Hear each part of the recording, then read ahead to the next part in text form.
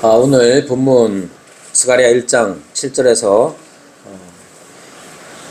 마지막 부분에 이렇게 말합니다. 선지자 스가랴에게 여호와의 말씀이 임하니라. 여호와의 말씀이 임하다 하는 말 가만히 생각해 보면 한국어로는 말씀, 말과 임하다 하는 이 두 단어가 잘 어울리진 않습니다. 말과 어울리는 동사는 뭐냐 하면 하다, 듣다 뭐 이런 것인데 임하다 이렇게 말씀하고 있는 것, 기록하고 있죠. 임하다 하는 이 히브리어 동사는 하야 동사인데요. 뜻이 뭐냐 하면 무엇이 일어나다 또는 무엇이 되다, 무엇이다 하는 그러한 뜻을 가지고 있는 게 하야라고 하는 히브리어이고 그것을 지금 임하다라고 말합니다. 그럼 말씀이라는 것은 무엇이냐 하면 말씀이라는 것 자체 히브리어는 다바르라고 하는데요. 이 다바르라는 이 말씀이라는 다바르의 뜻은 뭐냐면 말, 일, 사건 전부 다 다바르라고 말합니다. 그러니까 말씀이 임하다 하는 것은 결국 어떤 의미냐 하면 무언가가 일어나고 있다는 뜻이 개념이 더 큽니다. 그래서 결국 말씀이 임하다라는 이 말 안에는 어떤 의미가 담겨져 있느냐 하면 풀어서 설명하자면 말씀이 임한다 하는 것은 결국 하나님의 하나님 되심이 드러나는 거예요. 말씀이 임하는 것, 말씀이 임하는 현장이 어떤 현장이냐 하면 뭔가 일어나는데 뭐가 일어나느냐 하면 하나님의 하나님 되심이 드러나고 일어나는 겁니다. 그것이 바로 말씀이 임하다 하는 겁니다. 그러니까 스가랴에게 여호와의 말씀이 임했다 하는 것은 1차적으로 보면 말씀을 스가랴가 듣는다 하는 것을 나타내고 있지만 그게 현상적으로 말씀을 듣는 것이죠. 말씀이라는 것, 말이라는 단어와 어울리는 게 듣는 거니까 그렇게 표현하는 겁니다. 그럼 말씀을 들으면 스가랴에게서 어떤 일이 일어나느냐 하면 하나님이 되시는 것이죠. 선지자 스가랴에게 여호와의 말씀이 임했으니까 더 확장시켜 보면 우리 선지자 이 스가랴에게 임한 이 하나님의 말씀은 선지자 스가랴 한 사람만을 위해서 주어진 것은 아니잖아요. 결국 스가랴는 하나님의 말씀을 듣고 하나님이 스가랴에게서 하나님이 되실 뿐만 아니라 그것이 확장되어져서 선포되어져서 하나님의 백성들에게서도 동일한 효과가 나타나는 것이죠. 중요한 건 그것입니다. 하나님의 하나님 되심이 우리의 삶 가운데 일어나는 게 중요한 거예요. 지난주에 2주에 걸쳐서 말씀드렸다시피 스가랴가 살아가던 그 시대는 대단히 엄혹한 시대였고 살아가는 게 참 힘든 시대였던 거예요. 그런 시대에도 필요한 것이 뭐냐 하면 하나님의 하나님 되심이 드러나야 하는 겁니다. 이건 모든 세대에도 마찬가지입니다. 자, 황규빈, 야 빨리 하고 앉아. 예배 드려야지. 자, 제가 이렇게 하는 이유는 뭐겠어요? 제가 이렇게 하는 이유는 뭐냐면 어린아이 때도 마찬가지로 여러 가지 방식은 똑같지는 않겠지만 하나님, 저 아이에게도 하나님이 되셔야 되고 저 규빈이에게도 하나님은 하나님 되셔야 되는 거죠. 지금 우리들 각자에게도 마찬가지입니다. 자, 그러면 오늘 본문에서 말씀이 임한다 하는 것이 듣는 것으로 혹은 나타나는 것이 아니죠. 그래서 히브리서 1장 1절에서 2절에도 보면 옛적에 선지자들에게 다양한 방식으로 하나님께서 당신을 드러내셨다는 걸 보여줍니다. 히브리서 1장 2절에 나오는 것처럼 마지막 때에는 어떻게 하냐? 그 아들을 통하여 하나님은 하나님 되심을 드러내십니다. 그래서 예수님을 말씀이라고 하기도 하지. 자, 스가랴 시대에는 어떻게 역사하셨느냐 하면, 즉 하나님의 하나님 되심을 스가랴에게, 그리고 스가랴의 시대에 어떻게 드러내셨느냐 하면 환상을 통해서 드러내셨습니다. 여기 보면 환상이라고 했을 때 그건 뭔가를 보는 것이잖아요. 말씀이라고 했을 때 우리는 익숙하게 듣는 것으로 생각을 합니다. 말씀 그러면 듣는 것 이렇게 생각하는데, 말씀이 임하니라 라고 한 다음에 뭘 어떻게 얘기하냐면 내가 밤에 보니 이렇게 얘기를 합니다. 그러니까 말씀이 임하는 것은 일반적으로 선지자들이 하나님의 말씀을 들었다, 듣고 전달했다는 것 정도로만 생각을 하면 하나님의 말씀이라는 것을 너무 어떻게 보면 그냥 말이라는 그 단어 하나에 의미로 한정지어서 생각할 때가 있단 말이에요. 그러니까 하나님의 말씀이 임함, 하나님의 말씀의 임함이라는 건 더 넓게 생각을 해서 하나님께서 하나님이 되시는 그 점에 초점을 맞춰서 생각을 하면 어떤 방식으로든지 하나님의 백성에게 하나님의 하나님 되심이 드러나는 게 바로 하나님의 말씀이 임했다는 거예요. 스가랴 시대에는 스가랴에게 하나님이 어떻게 하셨느냐 하면 말씀이 임했는데 듣는 것을 강조하는 게 아니라 보는 것을 강조하고 있습니다. 스가랴가 이 환상을 보고 나서, 여러분 스가랴가 환상을 뭔가를 봤어요? 뭔가를 보고 나서 스가랴가 뭐라고 말했겠어요? 여러분이 영화관에 가서 영화를 보고 나오면서 하는 말과 똑같은 말을 했겠습니까? 그러니까 본다라는 말은, 본다라고 하는 것은 하나님께서 하나님 되심을 스가랴에게 나타내는 어떤 방식을 택하신 것인데, 그 결과는 내가 봤다 안 봤다 정도가 아니라 하나님의 하나님 되심이 드러나느냐의 문제, 거기에 초점이 있는 겁니다. 스가랴에게 하나님께서는 환상을 통해서 하나님 되심을 드러내셨다면 지금 우리에게는 어떤 방식으로 하나님은 하나님이 되실까? 서론적으로 이런 부분을 함께 생각을 해야 합니다. 여호와의 말씀이 스가랴에게 임하셨어요. 근데 여호와의 말씀이 스가랴에게 임하셨을 때에 하나님의 하나님 되심을 스가랴에게 환상을 보여주시는 것으로, 그래서 그 환상을 보고 난 다음에 스가랴는 역시 하나님이십니다 라고 고백했을 거예요. 우리에게도 마찬가지입니다. 말씀이 우리에게 임한다라고 했을 때 단순히 여러분이 설교를 잘 들었다, 그래서 뭔가를 듣고 나서 깨달았다, 그 정도만 있는 건 아니라고 저는 생각을 합니다. 여러분의 삶에 그렇다고 설교가 중요하지 않다거나 그런 건 절대로 아닙니다. 여러분의 삶에서 다양한 방식으로 여러분은 하나님을 경험하게 됩니다. 어떨 때는 실패를 통해서도 경험하게 되고, 어떨 때는 성공을 통해서도 경험하게 되죠. 어떤 사람들은 꿈을 꾸기도 합니다. 지금도. 여러분들 중에도 무슨 꿈을 꿨든지, 아니면 여러분들이 아주 신비한 어떤 경험을 했든지 간에 중요한 건 모든 사건과 모든 경험을 통해서 하나님이 나의 하나님이 되심을 알아야 하는 거예요. 이게 중요해요. 근데 그것을 제대로 판단하기 위해서는 기록된 말씀을 잘 아는 게 핵심입니다. 왜냐하면 환상이라는 것을 통해서 이단들도 혹은 사탄도 우리를 속이기 때문에 그래요.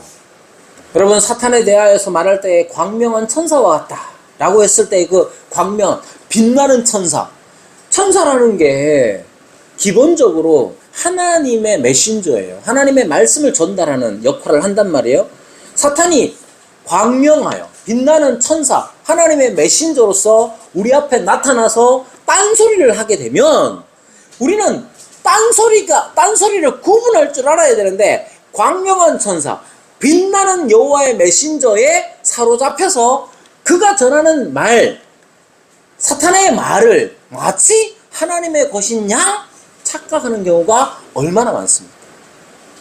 그래서 제가 젊었을 때에, 지금보다 더 젊었을 때에 1992년도에 어떤 일이 일어나느냐, 10월 28일 날 예수님이 다시 오신다고 막 다가올 미래를 대비하라, 예배하라 해서 다미 성교회 다가올 미래를 대비하라 그래서 1992년 10월 28일 날 주님이 오신다고 그래가지고 사람들이 그런 말 그냥 말하면 아무도 안 믿을 것 아니에요. 그러니까 애든 어른이든 5살짜리든 뭐 몇 살, 애고 어른이고 간에 다 뭔가를 봤대. 뭔가를 봤다고 말하는 사람들이 다 비슷한 걸 다 본 거예요. 그래서 막 소위 표현하자면 간증이라는 걸 막 하면서 재림 때가 다가오고 있다고 막 외치니까 사람들이 거기에 다 많이 넘어갔어요. 그래서 그날 TV에서 생중계를 했어요. 생중계를 했고, 제가 그때 학원에서 아르바이트를 했었는데, 학원 강사 겸 뭐 학원 청소도 하고 뭐 이런 아르바이트를 했었는데, 그때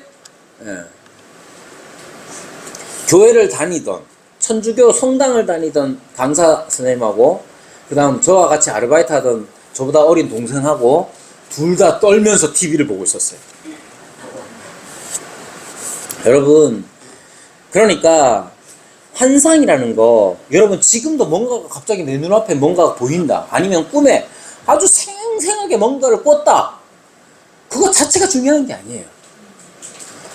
중요한 건 그래서 무엇을 말하느냐예요. 스가랴 왜 이렇게 강조를 하느냐면, 스가랴서는 많은 환상들이 쫙 이제 나오게 됩니다.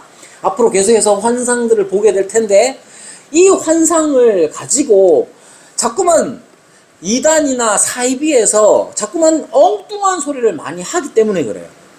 그리고 우리 어머니도 그렇고 연세 있으신 분들은 뭔가 꿈을 꾸면 꿈자리가 사납다는 이유로 전화를 해서 뭔 일 없나 물어보시기도 하고, 그건 뭐 애정에 관련된 거니까 그렇긴 하지만, 그 비슷하게 꿈에서 뭔가를 봤다고 하면서 하나님의 뜻을 자꾸 풀어내려고 하는 거 조심스러워.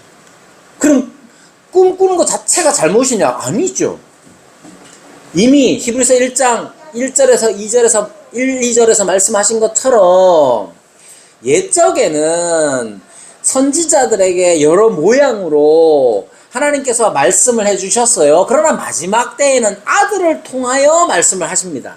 즉 예수님이 하나님이 어떤 분이신지 우리에게 가장 최종적이고 최고로 잘 보여주셨기 때문에 사실은 더 이상의 계시가 필요 없습니다. 지금도 계시가 계속되느냐? 만약에 지금도 계시, 즉 계시라는 건 하나님이 어떤 분인지를 하나님이 나타내 보이시는 거예요. 여러분, 하나님을 다 모르잖아요. 모든 사람은 하나님을 모릅니다. 알 수가 없어요. 왜? 하나님은 하늘에 계시고 하나님은 우리와 다른 분이에요. 구별되고 거룩하신 분이라 우리가 알려고 노력한다고 알 수 있는 분이 아니에요. 오직 하나님께서 당신을 보여주실 때 우리는 겨우 알 수 있는데, 그것도 하나님께서 우리를 볼 수 있는 눈을 주시고 들을 수 있는 귀를 주셨을 때야 볼 수 있는 거예요. 일반적으로는 하나님의 이 계시가 있어야 하나님을 알 수가 있는 겁니다. 자, 여러분, 그러면 계시가 지금도 계속 되느냐 했을 때, 만약에 지금도 하나님의 계시가 계속 된다라고 하면 어떤 문제가 생기느냐? 지금도 하나님께서 더 알려주실 게 있다는 뜻이잖아요. 하나님에 대해서. 하나님의 계시가 지금도 계속 된다는 말의 의미는 지금도 하나님 당신에 대하여 더 알려줄 필요가 있다는 뜻이 되는데, 그렇게 말하면 예수님이 최종적 계시로서의 역할을 제대로 못한다는 뜻이 돼요. 그렇기 때문에 계시가 계속된다고 말할 수 없습니다. 예수 그리스도로 말미암아 계시는 이제 완성되었다라고 믿는 거예요. 그러니까 예를 들면 요즘은 이름을 바꿨는데 큰 믿음이라는 큰 믿음 일반적으로 사용하는 용어라서 그냥 교회라는 이름을 붙여서 말씀드리자면, 큰 믿음 교회 변승우라는 사람이 자기는 선지자요 사도라고 하면서 계속해서 계시 사역을 한다고 주장했었습니다. 그렇게 계시를 계속해서 하나님이 주신다면 예수님이 최종 계시로서의 그 의미가 온전치 않은 거예요. 그러니까 여러분, 계시는 이제 종결된 거예요. 끝났어요. 왜? 예수님이 하나님이 어떤 분이신지 보여줄 수 있는 모든 것을 예수님이 다 보여주셨기 때문에 더 이상의 계시는 있을 수가 없는 거예요. 다만 조명하심이라는 것은 달라요. 조명하심이라는 것은 깨닫게 하시는 거죠. 우리에게 깨닫게 하시는 은혜들은 여전히 성령의 역사로서 계속되어집니다. 그러나 계시가 계속된다고 말하는 건 옳지 않습니다. 자, 여러분, 환상이라는 것도 지금 누군가가 뭔가를 봤다. 자기가 봤다는데 어떡합니까? 자기가 봤다는데 어떡하겠어요? 그러면 그 환상이라는 게 자기가 본 것 자체가 계시적이냐 했을 때 그렇지 않아요. 지금 현재는 그렇지 않습니다. 뭔가를 본 사람이 있다면 그 사람이 본 내용이 무엇인지 우리는 판단할 수 있어요. 왜? 우리는 예수님이라는 최종적 계시를 알고 있기 때문에 그래요. 그래서 그 사람이 뭔가를 본 사람이 말하는 주장을 우리는 판단할 수 있어요. 무조건 받아들이는 게 아니에요. 만약에 여러분이 아주 생생한 꿈을 꿨다. 그걸 어떻게 해석해야 됩니까? 복권을 사는 걸로 사용하지 말고 그걸 어떻게 해석해야 됩니까? 예수 그리스도로 그것을 해석하면 돼요. 그러니까 여러분, 은근히 요즘 뭔가를 봤다는 거에 넘어가는 사람들이 많아서 자꾸 이렇게 길게 얘기하는 겁니다.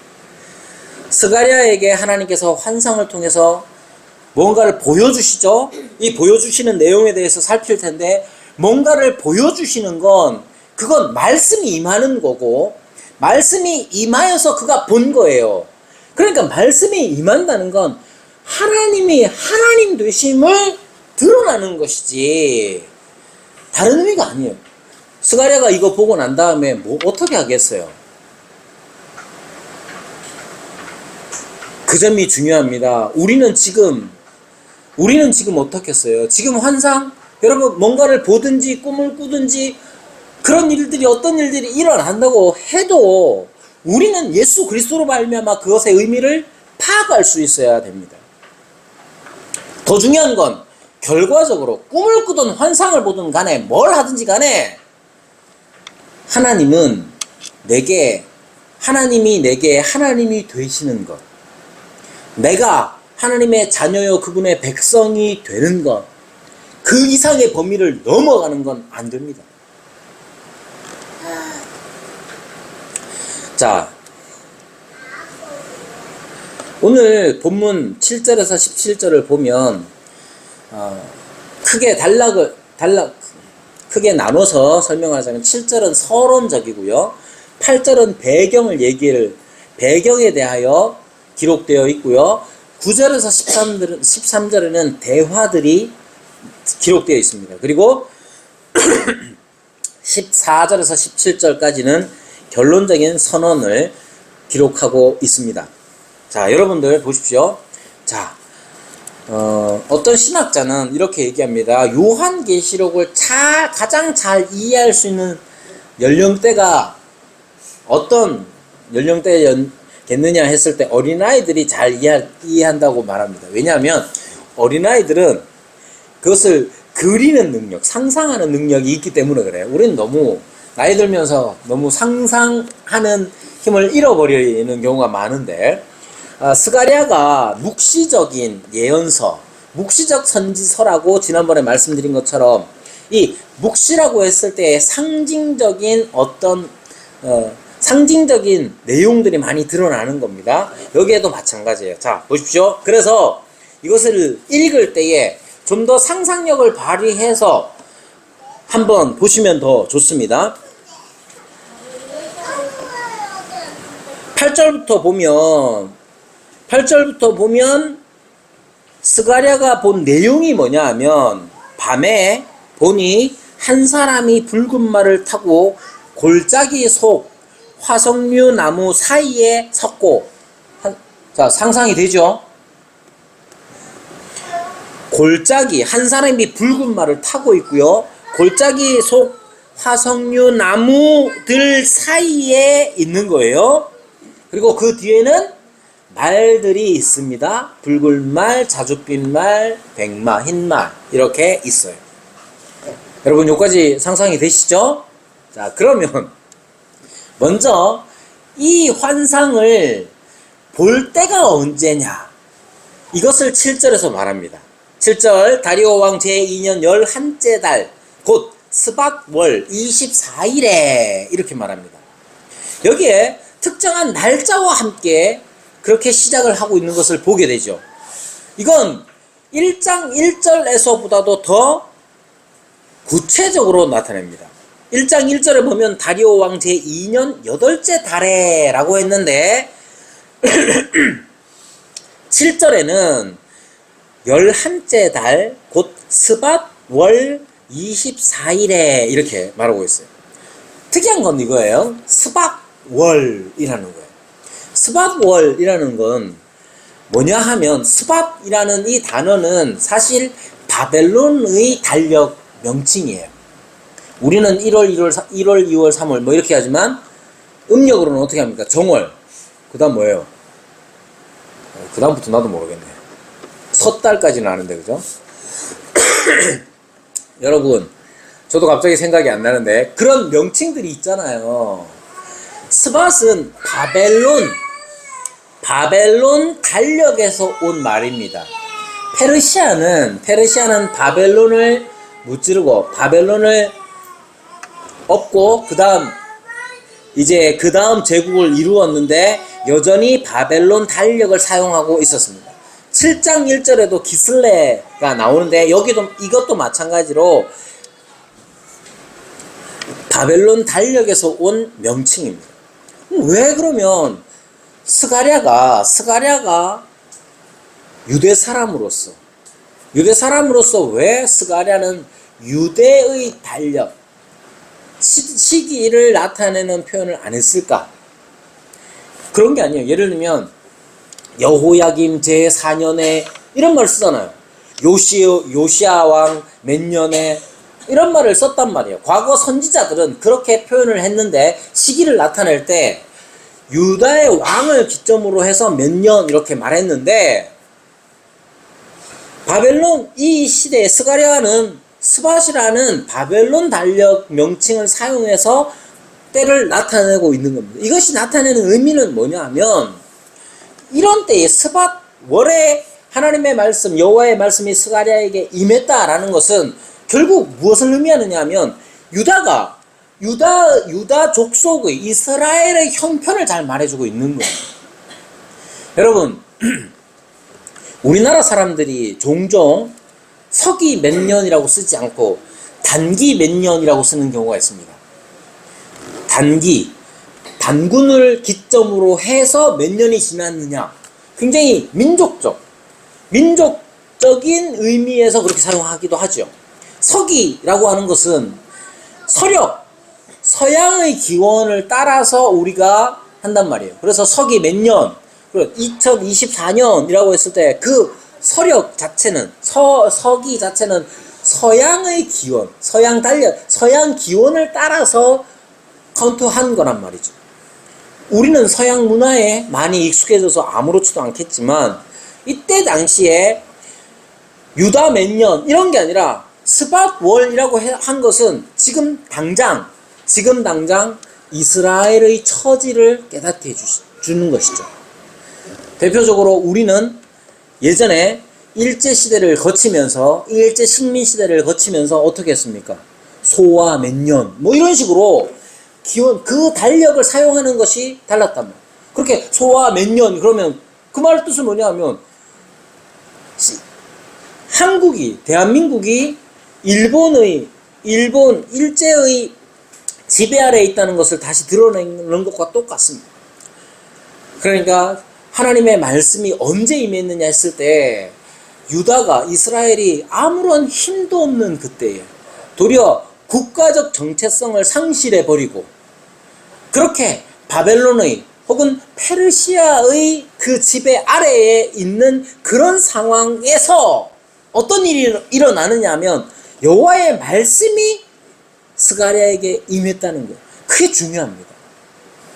하나님의 말씀은 언제 하나님의 백성에게 임하느냐 하면 우리가 잘 먹고 잘 살 때 신앙적으로도 좋을 때만 임하는 게 아니라 이스라엘이 가장 바닥에 있는 것처럼 보일 때에 자기네 시간도 표현하지 못할 정도의 그 어려운 지경에 있을 때에도 하나님의 말씀은 여호와의 말씀은 우리에게 임하는 거예요. 여러분의 생애에도 마찬가지입니다. 여러분의 생애에 우리의 삶에 정말로 치욕스러운 때를 지날 때도 있죠. 되는 거 하나도 없고 정말로 살기가 힘들 때 그때에도 하나님의 말씀은 우리에게 임하실 수 있는 거예요. 재미난 건 의미 있는 건 이런 거예요. 스밧이라는 이 바벨론 달력이 나타나는 게 뭐냐 하면 바벨론의 봄 신년과 밀접한 관련성이 있습니다. 스밧이라고 했을 때 여러분 스밧 자체가 바벨론에 있어서는 봄, 신년, 새롭게 한 해가 시작되는 걸 표현하는 명칭이 스밧이에요. 그러니까 이 스밧월이라는 것 안에 유다인, 이스라엘이 하나님의 백성이 자기의 달력을 사용하지도 못하는 그런 처참한 환경 속에 있는 때를 나타내기도 하지만 다른 한편으로 보면 새로운 시작을 알리는 그러한 의미를 그 안에 담고 있는 것이죠. 7절의 표현 자체가 무엇입니까? 그러한 때이지만 하나님께서는 여호와께서는 스가랴에게 말씀이 임하게끔 하시는 겁니다. 여전히 하나님께서는 새로운 시작을 다시 한번 우리에게 은혜를 베푸실 것을 이 7절을 통해서 우리에게 알려주는 것이죠. 여러분 우리가 인생을 살아가다 보면 그렇습니다. 지금 스가랴의 시대에 대해서 말할 때에도 2주에 걸쳐서 말씀을 드렸지만 처참한 지경에 그들은 처해 있었습니다. 7절에서 보는 것처럼 이 이스라엘은 자기들의 시간을 표현할 수도 없는 그런 처참한 환경이지만 그때에 여호와의 말씀이 임하시고 즉 그때에 여호와께서는 당신의 어떠하심을 드러내시고 말씀이 임한다는 것 안에서 말씀드린 것처럼 하나님의 하나님 되심을 그 백성에게 나타내 보이십니다. 8절에 보면 내가 밤에 보니 이렇게 말합니다. 여기에 밤이라는 건 한편으로 생각하면 이 처지를 잘 드러내는 단어일 수도 있습니다. 그러나 이 밤이라는 건 캄캄하고 어둡고 해서 인생의 밤이라고 표현했을 때 그것은 처참한 어떤 느낌을 가져다 주는 것처럼 보이지만 선지서들 안에서 밤이라는 것은 새벽을 기다리는 파수꾼으로서의 선지자 상을 암시하기도 합니다. 하박국 2장 1절에 보면 내가 파수하는 곳에 서며 성루에 서리라 이렇게 말하죠. 그가 내게 무엇이라 하실는지 기다리고 바라보며 나의 질문에 대하여 어떻게 대답하실는지 보리라. 언제 그렇게 하느냐면 밤에 그렇게 하는 거예요. 그러니까 이 밤에 봤다는 것 자체는 암담함도 그 안에 포함되어 있지만 그 암담함을 깨트리는 하나님의 역사도 그 안에 담겨 있는 것을 보아야 합니다. 무엇보다도 주목할 것은 보았다 하는 거예요. 보았다는 거예요. 밤에 그는 보게 되는 것이죠. 그가 본 것이 무엇이냐? 환상의 내용보다 더 중요한 건 환상의 목적, 즉 하나님의 하나님 되심을 그가 보게 되는 것이다. 스가랴가 봤던 환상은 하나님의 계시의 말씀입니다. 그러므로 스가랴는 하나님으로부터 계시의 말씀을 받는 선지자로 이렇게 등장을 하는 것입니다. 여러분, 우리의 생애도 마찬가지입니다. 하나님께서 우리에게 환상을 보여주실런지 아니면 꿈을 꾸게 하실런지 잘 모릅니다. 그러나 일상적인 수단은 무엇이냐 하면 스가랴에게 환상을 보여주신 것처럼 우리에게 하나님의 하나님 되심을 깨닫게 하는 하나님이 일반적으로 사용하시는 방식이 뭐냐 하면 바로 교회입니다. 교회 안에서 주님의 말씀을 이렇게 설교를 통하여 듣든지 아니면 묵상을 하든지 또는 우리가 교우들이 그리스도 안에서 한 형제와 자매된 이들이 주의 말씀에 순종하는 이 지체들이 건네는 말과 위로 또는 책망, 경고 이런 것들을 통해서 하나님이 우리 가운데서 하나님이 되시는 것이죠. 누구에게 그렇게 하시느냐? 맨날 잘하는 사람들에게만 그렇게 하시는 게 아니라 심지어 지금 스가랴 시대의 이스라엘 같이 처참한 지경에 있는 자들에게도 하나님이 되십니다. 어떻게? 다양한 방식으로 하십니다. 그러나 일반적으로는 저와 여러분을 통하여 그 일을 이루어 가십니다. 제가 어제 중고등부 수련회 강사로 갔는데 강사인데 강의 내용은 없어요. 왜냐? Q&A 담당이라. 한 80명 참석한 애들 중에 질문이 58개가 나왔고 그 중에 질문지에 없어요가 3개 나왔는데 그거 빼면 한 55개에서 56개 질문 있었어요. 여러분, 아이들이 여러 가지 고민하고 수준이 아이들 중고등부 수준이니까 그렇습니다만은 어쨌든 그 안에서 함께 나누면서 이야기한 것 중에 교회를 왜 다녀야 되느냐 뭐 이런 것도 묻더라고요. 매주일 일요일마다 교회 가야 됩니까? 또 질문, 수요 예배에 꼭 가야 됩니까? 그건 다 목사 아들 딸들이 적은 거겠지. 목사 아들 딸 중 네가 적었나? 자, 여러분, 제가 시간이 너무 없어서 답을 다 해주고 싶어서 시간이 너무 없어서 답을 다 구체적으로 못했지만 일요일날 교회 오는 게 좋습니까? 함께 해결해서 좋습니까? 그런 의미는 아니잖아요. 저는 함께 해결해서 좋아요. 그것도 괜찮다고 난 생각해요. 지금 이 시대에 누군가에게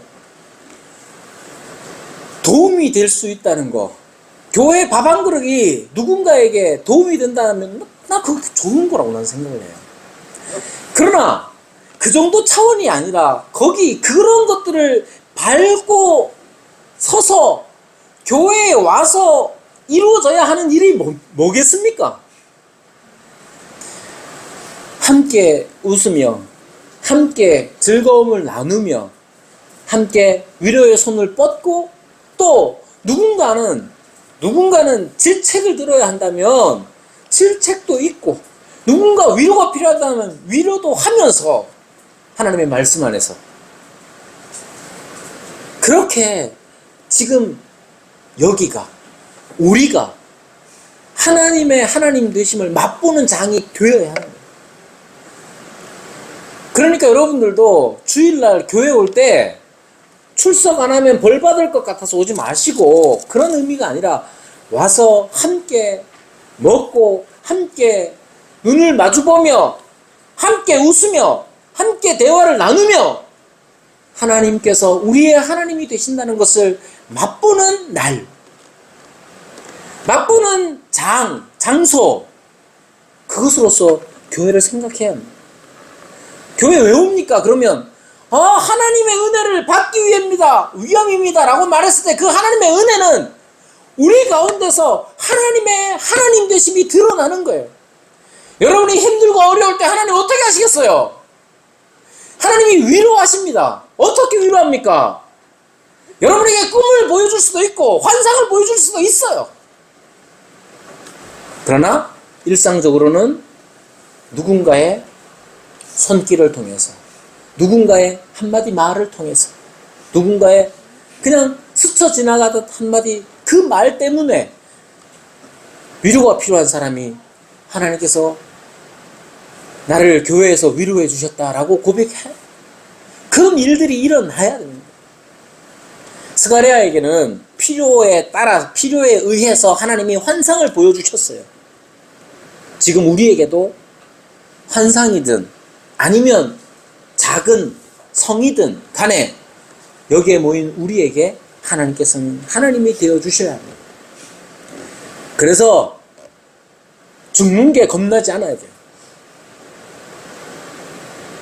죽으면 어떻게 됩니까? 우리가 맛보던 그 하나님의 하나님 되심을 우리는 이제 넘치게 맛보고 경험하게 될 거예요. 그게 우리의 실제가 될 거예요. 여러분, 오늘 시간이 없어서 내용을 다루지 않았지만 오늘 환상의 핵심은 거기에 있어요. 하나님은 다시 하나님이 되십니다. 하나님은 다시 이스라엘의 하나님이 되시고 이스라엘은 다시 하나님의 백성이 될 거예요. 그걸 환상을 통해서 보여주십니다. 계속해서 다음 주에도 계속해서 해나가겠지만 핵심적으로 그것입니다. 그리고 교회는 그러한 장이 되어야 합니다. 저와 여러분이 교회를 위해서 함께 힘쓰는 저와 여러분이 되기를 바랍니다.